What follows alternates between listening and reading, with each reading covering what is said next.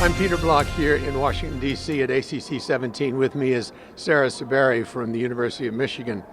Sarah is a cardiomyopathy person and has done an interesting trial of exercise with HOCM. You know, we always thought exercise may not be great for patients with hypertrophic cardiomyopathy. So Sarah, tell me about your trial, a very interesting trial, and what you actually did. We randomized patients to either a usual activity group or an exercise group and had them exercise for 16 weeks. Okay, so the mantra is that's really not the thing that people with HOCM should do. So how did you get to this?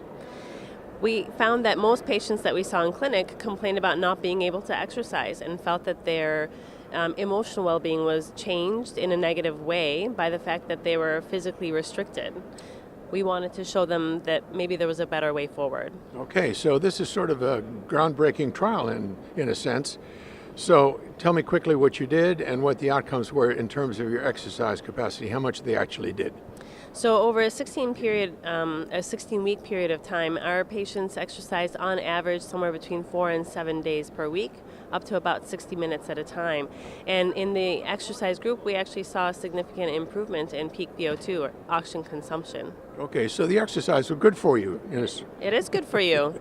Okay. It's been shown in so many other populations, including the average Joe walking on the street. It's good for people with hypertrophic cardiomyopathy as well. Okay, so that's an interesting first point to learn about. So tell me about the bad news here, because obviously one of the concerns that everyone has is sudden death, increase in PVCs, rhythm abnormalities, and so forth. What'd you find? We actually had absolutely no adverse events, no episodes of sustained ventricular tachycardia, sudden cardiac death, or death of any kind. We saw an improvement in PVC burden. We're not exactly sure how to interpret that data. It's an exploratory outcome, and it'll have to be further investigated in future trials. When we saw absolutely no difference in non-fatal arrhythmias like atrial fibrillation, supraventricular tachycardia, and non-sustained ventricular tachycardia. Okay. Were you surprised? No. Not Why not? Because this is what we see in our patients. You know, this is in clinic. You know, I'm constantly advising patients to go out and exercise and light to moderate intensity, and we don't have patients dropping dead. We just don't.